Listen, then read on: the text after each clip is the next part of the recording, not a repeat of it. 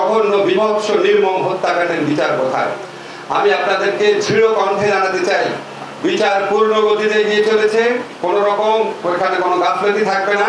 ইনশাআল্লাহ বিচার যেই গতিতে এগিয়ে চলেছে, আন্তর্জাতিক অপরাধ ট্রাইব্যুনালে ইনশাআল্লাহ যেই গতিতে বিচার এগিয়ে চলেছে, আমি দৃঢ়ভাবে বিশ্বাস করি আমাদের সরকারের শাসন আমলেই এই হত্যাকাণ্ডের বিচার হবে।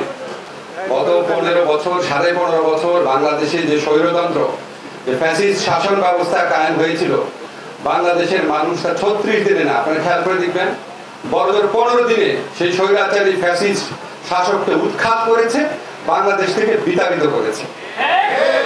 আজকে আমরা সেই অসীম সাহসের যুদ্ধে নারায়ণগঞ্জবাসীর যে আত্মত্যাগ, আপনাদের রেজওয়ানা বলেছে আপনাদের 21 জন শহীদ হয়েছে, এই নারায়ণগঞ্জের মাটিতে 56 জন শহীদ হয়েছে, 3.5 শতাধিক মানুষ আহত হয়েছে।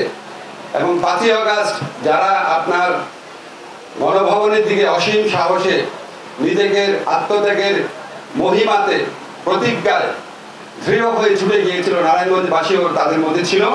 আমরা শ্রদ্ধা করে নারায়ণগঞ্জবাসীর সেই অবদানের কথা স্মরণ করি। আজকে আমাদের এখানে গণপূর্ত মন্ত্রণালয় থেকে, সংস্কৃতি মন্ত্রণালয় থেকে, স্বাস্থ্য মন্ত্রণালয় থেকে, শিক্ষা মন্ত্রণালয় থেকে, সমস্ত মন্ত্রণালয় থেকে বিভিন্ন কর্মসূচি নেওয়া হচ্ছে। আমাদের এই শহীদ ভাইরা যারা আছেন, যারা পরিবার আছেন, আহত যারা আছেন, তাদের স্মরণ করে, সম্মান করে, শ্রদ্ধা করে। এর সাথে সাথে আপনাদের মধ্যে সবসময় একটা আরতি থাকে, একটা প্রয়োজন থাকে। এত বড় গণহত্যা হলো, এত বড় মানবতা বিরোধী অপরাধ হলো, এমন ভাবে আমাদের লোকদেরকে হত্যা করা হলো, এমন ভাবে আমাদের ভাইদের চোখ নিয়ে নেওয়া হলো, অঙ্গহানি করা হলো, জঘন্য বিভৎস নির্মম হত্যাকাণ্ডের বিচার কোথায়? আমি আপনাদেরকে দৃঢ় কণ্ঠে জানাতে চাই, বিচার পূর্ণ গতিতে এগিয়ে চলেছে। কোন রকম ওইখানে কোনো গাফলতি থাকবে না।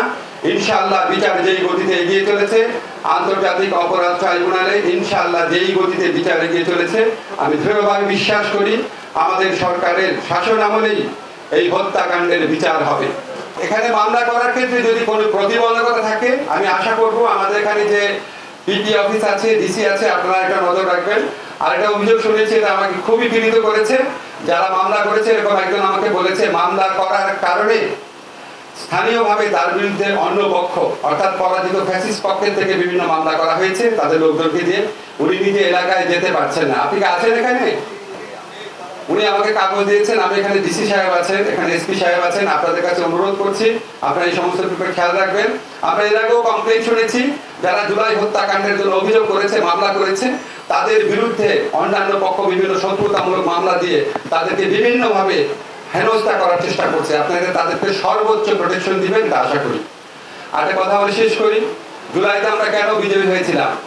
আমাদের যে স্যাক্রিফাইস ছিল, আমাদের আত্মত্যাগ, আমাদের বেদনা, আমাদের ক্ষোভ, আমাদের সাহস, সবকিছুর মধ্য দিয়ে আমরা একটা পরিবারে পরিণত হয়েছিলাম। এই ফ্যাসিস্টদেরকে বাদ দিয়ে বাংলাদেশের সমস্ত মানুষ একটা পরিবারে পরিণত হয়েছিলাম। আমাদের সেই পরিবার, আমাদের সেই ঐক্যকে ধরে রাখতে হবে।